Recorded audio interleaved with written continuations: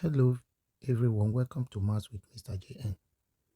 Let's simplify 2 raised to the power of 100 minus 2 raised to the power of 99. We say solution 2 raised to the power of 100 minus 2 raised to the power of 99 is equal to what we do, we factorize.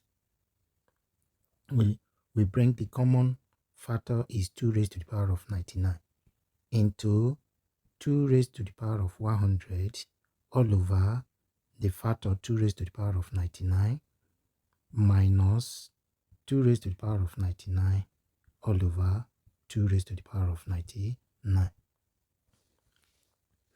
This is the same thing as in law of indices. If we have a raised to the power of m all over a raised to the power of n is equals to a raised to the power of m, the power of the numerator, minus the power of the denominator.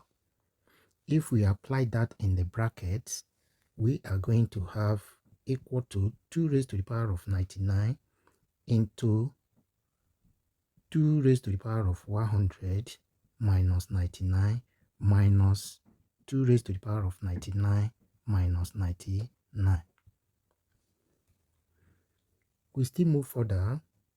In law of indices, any 10 raised to the power of 0 is equal to 1, which will be applied to this point.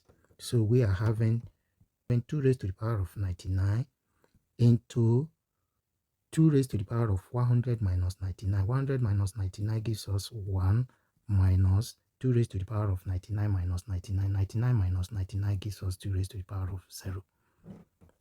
Then we note that any 10 raised to the power of 0 is 1.